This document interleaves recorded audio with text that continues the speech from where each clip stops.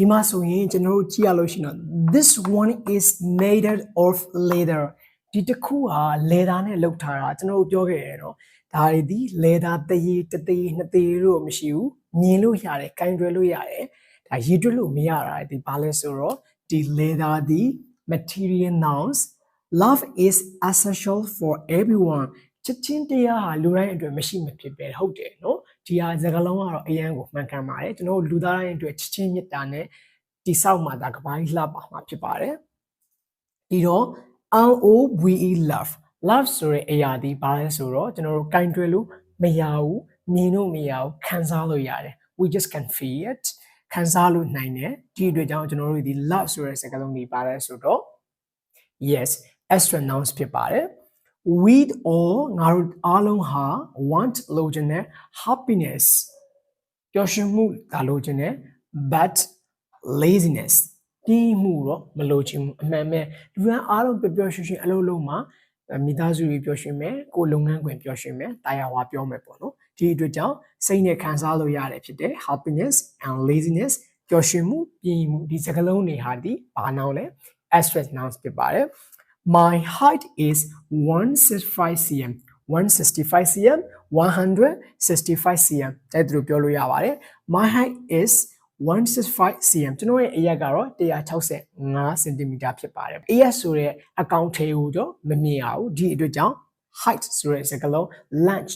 LENGTH lunch ဆိုတဲ့စကားလုံးအဲ့ဒီအရာတွေ anger ဆိုတဲ့ဒေါသတွေစိတ်နဲ့ခံစားတဲ့အရာတွေငယ်တုန်းကဘလို့ဖြစ်တယ်ဆိုတဲ့အရာတွေဒီ childhood ဆိုတဲ့ကလေးဘဝအမှတ်တရတွေဟာလည်းဘယ်ထဲမှာပါဝင်လဲဆိုတော့ abstract nouns စိတ်တစနာမ်ထဲမှာပါဝင်ပါတယ် uncountable လား countable လား yes uncountable noun ဖြစ်ပါတယ်ကျွန်တော်တို့ noun တွေကိုလည်းသိသွားပြီ noun တွေသိလို့ရှိရင်ဘာလို့ဖို့လိုလာပြီလဲရေးတွက်ဖို့လိုလာပြီဒီအတွက်ကြောင့်ရေးတွက်ဖို့လိုဖို့အတွက်ကတော့ hello သိပြီးသားဖြစ်တဲ့ articles a and the articles ဆိုတဲ့စကားလုံးဖြစ်တယ်အဲ့မှာကျွန်တော်တို့ထူးခြားတဲ့ဟာဒီနှစ်ချက်ရှိတယ်အဲ့ဒါဘာလဲဆိုတော့ a ရဲ့ ANN ရဲ့စကားလုံးနှလုံးကတစ်ဖွဲ့ THE တဲ့ဆိုရယ်စကားလုံးတစ်လုံးကတစ်ဖွဲ့ AND ဘာကိုဖော်ပြလဲဆိုလို့ရှိရင်တော့တိတိကျကျမညွှန်ပြဘူးဘယ်သူဘယ်ဝါဖြစ်တယ်ဆိုတာကိုမသိရဘူးရှင်းချောင်းတော့သိရတယ်ဒါဆိုဘာကိုသုံးမလဲ A ရဲ့ ANN ကိုသုံးရတယ်တိတိကျကျသိတယ်ဘယ်နေရာမှာဘယ်လိုရှိတယ်ဘယ်သူဟာဆိုတာကိုဖော်ပြခြင်း THE တဲ့ကိုသုံးရတယ်ဒီအတွက်ကြောင့် you have to remind that A and the these are articles A နဲ့ N နဲ့ကတစ်ဖွဲ့ THE this ဆိုတဲ့စကားလုံးကတစ်ဖွဲ့ဆိုတာမမေ့ပါနဲ့ကျွန်တော်တို့ A နဲ့ AN နဲ့ကိုသုံးတဲ့အခါမှာတတိထားစရာတစ်ချက်ရှိတယ်ကျွန်တော်တို့ငငယ်ကတည်းကသိတယ် AEIOU ဆိုတဲ့တရား၅လုံး A ကနေစချီဘယ်နှလုံးရှိလဲ26 letters 26လုံးရှိပါတယ်AEIOU ထဲမှာကျွန်တော်တို့ A ရဲ့ AN ကိုငယ်ငယ်တုန်းကတော့ကျွန်တော်တို့ဒီ၅လုံးနဲ့တွဲလို့ရှိရင်ကျွန်တော်တို့တွေဒီ AN နဲ့တွဲဆိုရဲဒါမှတ်ချက်ကလေးတွေရှိတယ်ပေါ့နော်ဒါပေမဲ့ရာခိုင်နှုန်းပြမှန်လားဆိုတော့မမှန်ပါဘူးဘယ်လိုတွဲရမလဲကျွန်တော် AEIOU အဲ့ဒီစကားလုံးတွေတော့ရှိတယ်သို့တော့အဲ့ဒီစကားလုံး၅လုံးထဲမှာအထူးသဖြင့်ကျွန်တော်တို့ U ပေါ့ဗျာ U ဆိုတဲ့စကားလုံး U မြန်မာစကားမှာလည်းတရတန်ဆိုတာရှိတယ်တရတန်ဆိုဒီမှာအတန်နဲ့စတယ်မှန်တယ်များအဥဆိုတဲ့စကားလုံးတွေဒီဒါတွေဒီတရတွေစကားလုံးတွေများစွာရှိတယ်ပေါ့ဗျာအမှန်မှာအတန်နဲ့အတန်ထွက်တဲ့အခါမှာကျွန်တော်တို့တွေဒီ A ဆိုတဲ့တစ်ခုတစ်ကောင်တစ်ယောက်ကိုသုံးပေးရမယ်တခြားသော U နဲ့စတဲ့ U ဆိုတဲ့အတန်နဲ့ထွက်တဲ့အခါကျတော့ရှင်ကျွန်တော်တို့ကတော့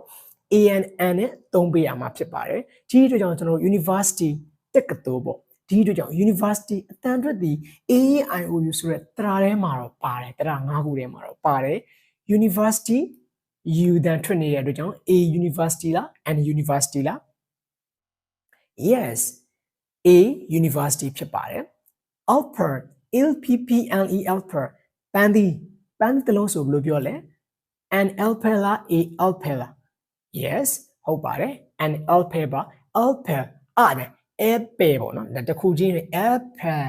ဒါအဲ့မှာဆိုလို့ရှိရင်အဲ့ဒါနဲ့စနေပြီကျွန်တော်တို့အတန်ထွက်စနေဖြစ်တဲ့အတွက်ကြောင့် A Alper လား An Alper လားဟုတ်ပါတယ် An Alper လို့သုံးအောင်မှာဖြစ်တယ်ဒီလိုကြောင့်အသုံးနေဘယ်လိုရှိရဆိုတာကိုကြည့်ကြရအောင် ANN A စကားလုံးတွေဒီ AEIOU နဲ့စထားတယ်သို့တော့အတန်ထွက်တွေထွက်လိုက်တဲ့အခါမှာ University unit union သမဂ useful thing အသုံးဝင်တဲ့ပစ္စည်း European ဒါဥရောပပေါ့နော်ဥရောပသား E နဲ့စထားတယ် EU European တွေ့ရတယ် Alper အတန်ပါတယ် Orange အတန်ပါတယ် umbrella မထွက်ပါဘူး umbrella ထွက်တယ်ဒီအတွက်ကြောင့် umbrellaအတန်နဲ့စတဲ့အတွက်ကြောင့် an alper an orange an umbrella next one is at university a unit a union a useful thing a European ဒါဒီဥရောပသားပေါ့နော်အဲ့ဒီအတွက်ကြောင့် an နဲ့ a ဒီအဲ့လိုအသုံးတွေရှိပါတယ်အတန်နဲ့ထွက်လို့ရှိရင် an နဲ့တွဲပေးပါရပ်လက်တန်နဲ့ထွက်လို့ရှိရင် a နဲ့တွဲပေးဖို့မမေ့ပါနဲ့ဟောဒါလေးရပါဖြစ်မလဲ our honest honorable h နဲ့စထားတယ်အဲ့တန်တွေကအမှန်နေလဲဒီမှာဆိုလို့ရှိရင်ကျွန်တော်တို့ကြည့်လိုက်ပါ h နဲ့ o နဲ့တွဲပါတယ် h နဲ့ o နဲ့တွဲတယ် h နဲ့ o နဲ့တွဲလိုက်တဲ့အခါမှာကျွန်တော်တို့ဒီ h တန်ပြောက်သွားပြီးတော့အတန်ထွက်ပေးပါတယ် our honest person honorable judge เนาะဒီမှာဆိုလို့ရှိရင်တော့ h နဲ့တော့စထားတယ် o နဲ့ကပ်ပြီးထားတဲ့အတွက်ကြောင့် h တန်ဖြောက်ပြီးတော့ o တန်ရောက်ပါတယ်အတန်ဖြစ်တဲ့အတွက်ကြောင့် a နဲ့တွဲမလား an နဲ့တွဲမလားဒါသတိထားမှာနော်ဒါလေး h နဲ့ပတ်သက်ရင်အသုံးလေးမှတ်တတ်လို့မမှားရအောင်ပေါ့ဗျာဒီလိုကြောင့်သူ့ရဲ့ရှေ့မှာ ann ကိုထည့်ပေးပါတယ် an hour တနာရီ an honest person ယူသားသောပုဂ္ဂိုလ်ယူတဲ့ယောက်ျားမိန်းမအကုန်ပါတယ်ပေါ့ဗျာယူသားသောသူ and honorable judge သူကတမတ်ကြတယ်အလေးစားဖို့ကောင်းတယ် judge ပေါ့နော်ဒါလုံးဝကို perfect ဖြစ်တယ်ပေါ့ဒါမှဆိုလို့ရှိရင် h နဲ့စတဲ့စကားလုံး၃လုံးသို့တော့ဟာတန်ပြောက်သွားတယ်ကျွန်တော်တို့ဒီအတန်နဲ့ထွက်တဲ့အတွက်ကြောင့် an နဲ့တွဲတယ်ဆိုတာကိုသတိထားပေးပါခင်ဗျာဒီမှာကြည့်ရမယ့်ဥပမာလေးနှစ်ကြောင်းပြပါမယ်ခင်ဗျာ I'm buying a book an eraser and a pot of ink I love the present you gave me ဒီမှာဆိုရင်ကြည့်လိုက်ပါကျွန်တော်တို့ငါဝယ်တဲ့စာအုပ်တော့ book ဘာအတန်မပေါ့ b okay book စာအုပ်ဆိုတော့ a နဲ့တွဲတယ် eraser e အတန်ပါတယ်ဒီကြောင့် an eraser a pot of ink ဒီမှာဆိုလို့ရှိရင်မင်းတပူမင်းတိုးဝယ်တယ်ပေါ့ဒီမှာဆိုလို့ရှိရင်တော့ဒီ ink ကိုသွားပြီးတော့မကြည့်ရဘူးသူနဲ့တွဲရသည် pot of ink ဒီမှာဆိုလို့ရှိရင်မင်းတပူမင်းတိုးဖြစ်တဲ့ကြောင့် p နဲ့ပဲဖြစ်တယ်အတန်မပေါ့ a နဲ့တွဲပြရမယ်နောက်တစ်ခု I love the presents လာပြီနော် a ဒီ an ဒီသုံးပြီးသွားပြီဘယ်သူဘယ်ဝါဖြစ်တယ်ဆိုတာဘာအရောင်စာအုပ်ကလေးကဘာရောင်လေးနော်ခဲပြကလေးကဘယ်လိုပုံစံလေးအမင်းလေးကဘယ်လိုရောင်လေးမြင်ဘူးပုံစံကဘယ်လိုလေးဆိုတော့မဖော်ပြဘူးဝယ်တာပဲဖော်ပြတယ်တိတိကျကျမညွှန်ဘူးဒီမှာဆိုလို့ရှိရင်တော့ညွှန်တယ် the present လက်ဆောင် you give me မင်းပေးလက်ဆောင်ငါသဘောကျတယ် I love the present you give me မင်းငါ့ကိုပေးရလေပေးတာပေါ့အမှန်ယူမလားမင်း okay ယူမယ်ဒါလည်းယူလိုက်အိုးမင်းပေးတဲ့လက်ဆောင်လေးကိုငါသဘောကျတယ် I love the present you give me နော်မင်းပေးလက်ဆောင်လေးကိုသဘောကျတယ်ပေါ့ဒီမှာဆိုရင်ကျွန်တော်တို့နောက်ပိုင်းမှာစကားပြောတဲ့အချိန်မှာစကားဆက်အနေနဲ့ဒီ present ကိုထည့်ပေးရတာဒီတက်မဲ့ဆိုတော့ that အနေနဲ့သုံးလို့ရတယ်လို့နောက်တစ်ခုကကြတော့ wish နဲ့လည်းသုံးလို့ရတယ် wish wish I love the present that you give me မင်းပေးလက်ဆောင်ငါသဘောကျတယ် wish you give me is it that the wish ကိုဖြောက်လိုက်တယ်ဖြောက်တဲ့အချိန်မှာလည်းကျွန်တော်နားလည်လွယ်တယ်ပေါ့နော်လက်ဆောင်တော့လက်ဆောင်ပဲဘာလက်ဆောင်လဲမင်းပေးတဲ့လက်ဆောင်တခြားသူပေးတာမဟုတ်ဘူးနော်တိကျတာဖြစ်တဲ့အတွက်ကြောင့် there ဆိုတဲ့စကားလုံးလေးကညွှန်ပြပေးထားတာဖြစ်ပါတယ် article articles သုံးလုံးရှိပါတယ် a ရဲ့ an ရဲ့ဒီတိကျကျမညွှန်ပြဘူးဘယ်သူဘယ်ဝါဖြစ်တယ်ဆိုတာမပြရင်နှလုံးကိုသုံးပေးတယ်ဘယ်ပစ္စည်းဘယ်လက်ဆောင်ဆိုတာပြလို့ရှိရင်တော့ကျွန်တော်တို့ they ကိုသုံးရတယ်ပေါ့ဗျာဥပမာ the mangoes in the basket are so sweet ဟာချင်းတောင်းတွေကတကယ်သီးတွေကချုံမြနေတာပဲအဲ့ဒီပုံစံလေးမှာဆိုလို့ရှိရင်ကျွန်တော်တို့သိရမယ့်ဟာတွေဒီဘာလဲတည်ရည်တော့တည်ရည်ဘယ်ရတည်ရည် in the basket ချင်းတောင်းတွေကတည်ရည်အဲ့ဒီအတိုင်းလေးပေါ့နော်ကျွန်တော်တို့ဒီကြီးကြကြညွှန်ပြတဲ့အခါမှာ they ကိုသုံးရတယ်ဆိုတာကိုမှတ်ထားကြရအောင် lesson number 2 is pronoun ဘာလဲဆိုတော့နာမ်စားပေါ့နော်နာမ်ရဲ့အစားကိုသုံးတာနာမ်စားနာမ်ကိုစားသုံးလိုက်တာကိုကျွန်တော်တို့နာမ်စားပေါ့ဒီအတွက်ကြောင့် pronoun ဆိုတာဒီဘာကိုပြောရလဲ pronoun as a word used in a place of a noun use in place of a noun နော်ကျွန်တော်တို့နာမ်ရဲ့အစားကိုသုံးတာကိုဘယ်လိုခေါ်လဲဆိုလို့ရှိရင်နာမ်စားလို့ခေါ်ပါတယ်နာမ်စားဘယ်နှလုံးရှိလဲအတိက main point က I we you they he she it ဘယ်နှလုံးရှိလဲခုနှလုံးရှိပါတယ်ဒီခုနှလုံးမှာဆိုလို့ရှိရင်ကျွန်တော်တို့ဒီ I ဆိုတာဒီကျွန်တော်ကျမတကူအနေနဲ့ပဲသုံးလို့ရတယ် we အများသုံးတဲ့စကားလုံး you မင်းတို့ they သူတို့ကိုမပေါင်းနော် he သူကျွန်တော်မဟုတ်ဘူးနော် she သူမသူပေါ့စကားလို့ပြောလို့ရှိရင်တော့သူမကတော့မပြောဘူး तू ကလေ main ကလေးဆိုရင်လည်း तू ပဲယောက်ျားလေးဆိုရင်လည်း तू ပဲစာရေးတဲ့အခါကျတော့ main ကလေးဆိုလို့ရှိရင်တော့ she ယောက်ျားလေးဆိုလို့ရှိရင်တော့ he ပေါ့ id at ကြတော့ထိုအရာပေါ့ထိုဟာအဲ့ဒါပေါ့နော်အဲ့ဒီအနေနဲ့ကြတာဒါကြတော့တမဲ့တွေကိုအထူးသဖြင့်သုံးတယ်အရာဝတ္ထုပစ္စည်းတွေတိရစ္ဆာန်တွေကိုပေါ့သုံးတဲ့အခါ at ၎င်းတို့ထိုတို့အရာ I we you they he she it ဒီစကားလုံးတွေဒီနော်အဲ့ဒီစကားလုံးတွေဒီ pronoun ဒါအဓိက point ပေါ့နော် pronoun ဆိုတဲ့နာမ်စားဆိုတာဒီစကားလုံးတွေပြင်းမြင်ရမယ်နော်ကျွန်တော်နာမည်ကတော့အောင်သင်္ခကျော်ပါအောင်သင်္ခကျော်ကတော့စာသင်နဲ့ဝင်းမြပေးနေတဲ့သူတစ်ယောက်ပါအောင်သင်္ခကျော်ကတော့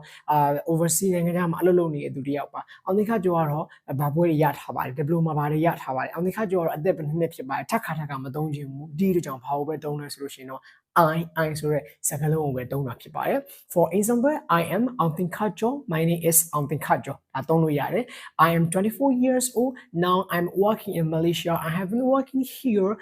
over 2 years now my position is leadership management all my superior supervisor and manager love and respect me because I always try my hard but I'm also trying to learn more and more နာမည်ကိုထပ်ခါမသုံးချင်ဘူးကျွန်တော်ကျမအနေနဲ့သုံးတဲ့အခါမှာ I ဆိုတဲ့စကားလုံးလေးကိုသုံးတယ် we ဆိုတာလည်းအဲ့ဒီအတိုင်းပဲပေါ့နော်ကျွန်တော်တို့ကျောင်းသူကျောင်းသားများဟာကျွန်တော်တို့9တန်းကျောင်းသားများဟာကျွန်တော်တို့ယောက်ျားလေးများဟာမသုံးကျွန်တော်တို့ဆိုတာလည်းတန်းပြီးတော့သိရတယ်ဗျာကျွန်တော်တို့ပေါ့နော်ကျွန်တော်တို့ကျမတို့သုံးတယ် you ကြတော့ဒါကွဲတယ်မင်းကိုမပေါ့မင်းကဘာတူလဲ you all ဆိုရှင်တော့မင်းတို့အားလုံး you မင်းကဘာလဲ how are you မင်းဘလို့နေလဲ who are you မင်းကဘာတူလဲအဲ့လိုသုံးအများဆိုလို့ who are you or မင်းတို့အားလုံးကဘာတူတွေလဲအဲ့လိုသုံးကြတယ် they သူတို့ဆိုလဲအဲ့ဒီတိုင်းပဲသူတို့အားဆိုတော့မင်းလည်းမပါဘူးငါလည်းမပါဘူးသူတို့တခြားသူကိုညွှန်ပြကိုမပါဘူးသူလည်းမပါဘူးသူတို့နော်ဒီအတွက်ကြောင့် he ကြတော့သူယောက်ျားလေးတွေ she ကြတော့ main ကလေးတွေသူမ idea ကြတော့ဒါဒီဟိုပါပေါ့idea ကြတော့အရာဝတ္ထုပစ္စည်းတွေခန္ဓာကိုယ်အစိတ်အပိုင်းတွေတရိစ္ဆာန်တွေ it ထိုအရာကို၎င်းကိုပေါ့နော်ကျွန်တော်ငယ်ကသင်ကြားခဲ့ရတဲ့အရာ I mean my myself we us ourselves you yours yourself they them theirs themselves he him his himself she her hers herself it is its itself ဖြစ်ပါတယ်ဒီတော့ I ဒီဘာကိုပြောရလဲကျွန်တော် me ဒီဘာကိုပြောရလဲကို my ဒီ e my her myself ကိုယ်တိုင် e ဒီကိုယ်တွေဟာတွေနဲ့ကျွန်တော်တို့ငယ်ငယ်တုန်းကမှတ်ခဲ့တာပေါ့ I ကျွန်တော်ဒီကျမဒီ me ကျွန်တော်ကိုကျမကို my ကျွန်တော် e ကျမ e my ကျွန်တော်ဟာကျွန်တော်တို့ဆိုလို့ရှိရင်တော့ my pencil ဒီကျွန်တော်တို့ကဘာလို့ပြောလဲဆိုကျွန်တော်ရဲ့ခဲတံပေါ့ကျွန်တော်ခဲတံလို့မပြောဘူး this is my pencil ကျွန်တော်ရဲ့ခဲတံအဲ့ဒါကိုကျွန်တော်တို့ကဘယ်လိုပြောင်းသုံးလဲ this is mine ဒါကျွန်တော်ဟာသုံးလို့ရပါတယ်ဒါဒီသူ့ရဲ့အသုံးဒါကအရှည်လေးဒါကကြတော့အတူလေးပေါ့ကျွန်တော် ဒါကကြတော့ဟာကျွန်တော်ဟာ myself ကျွန်တော်ကိုယ်တိုင် myself ကျွန်တော်ကိုယ်တိုင်လုပ်တာကျွန်တော်ကိုယ်တိုင်အိမ်စာလုပ်တာ I do my homework by myself I myself do my homework အဲ့လိုသုံးလို့ရတယ်ငါကိုယ်တိုင်အိမ်စာလုပ်တာတခြားသူကူစရာမလို no one helps me တခြားသူတွေမကူရဘူးဘယ်သူမှမကူအောင်ငါကိုယ်တိုင်လုပ်တာဒီအတွက်ကြောင့်ဒီကိုဤဟာကိုယ်တိုင်ဆိုတဲ့ငယ်ငယ်တုန်းကမှတ်ခဲ့ကြရတယ်သင်ယူခဲ့ကြတာဖြစ်ပါတယ် we ကျွန်တော်တို့ဒီ as ကျွန်တော်တို့ကို our ကျွန်တော်တို့ဤ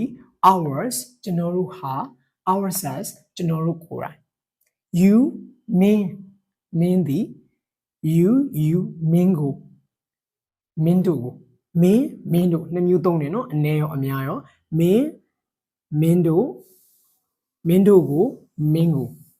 your မင်းဤမင်းတို့ဤ yours မင်းဟာမင်းတို့ဟာ yourself မင်းကိုယ်တိုင်မင်းတို့ကိုယ်တိုင် self myself ourself yourself they သူတို့သည် them သူတို့ကို their သူတို့ဤ theirs သူတို့ဟာသူတို့ဤကိုဒါအရှိကပေါ့နော် their school သူတို့ဤကျောင်း theirs သူတို့ကျောင်းလေဒါအတူချင်းချုပ်အနေနဲ့သုံးလို့ရတယ်ဟာ they have shoes သူတို့ရဲ့ဖက်နှက်တွေ theirs သူတို့ဟာတွေthemselves သူတို့ကိုယ်တိုင် he သူသည် him သူကို his သူဤ his သူဟာ himself သူကိုယ်တိုင်ဒီအသုံးတွေကတော့သူ့ဟာနဲ့သူ format ရှိပြီးသားเนาะဒီကိုဤဟာဒီလိုအတိုင်းသွားမယ်ဆိုတဲ့စကားလုံးတွေကငယ်ငယ်တည်းရင်းနှီးပြီးသားကျွန်တော်စကားပြောတတ်ဖို့အတွက်ကိုဒါဒီ introduction ပေါ့နော်အဖွင့်အနေနဲ့ကိုပြန်ပြီးတော့အစင်ပြေအောင်ချောမွေ့ဖို့အတွက်ကိုကျွန်တော်ပြန်ပြီးတော့နှိုးပေးတာဖြစ်ပါတယ် she သူမသည် her သူမကို her သူမဤ hers သူမဟာ herself သူမကိုယ်တိုင် it ထိုရာသည် it ထိုရာကို is ထိုရာဤ is ထိုဟာ itself ထိုရာကိုယ်တိုင်၎င်းနဲ့သုံးလို့ရတာပေါ့၎င်းဟာ၎င်းဤ၎င်းကိုယ်တိုင်သုံးလို့ရတယ်ဒီအတွက်ကြောင့်ဒီကိုဤဟာကိုယ်တိုင်ကတော့ကျွန်တော်ငယ်ငယ်တည်းကသင်ယူခဲ့ကြတယ်မှတ်ယူခဲ့ကြတယ်အသုံးတွေဖြစ်တဲ့အတွက်ကြောင့်အရင်ကြီးခက်မယ်ဆိုတာတော့မရှိပါဘူးခင်ဗျ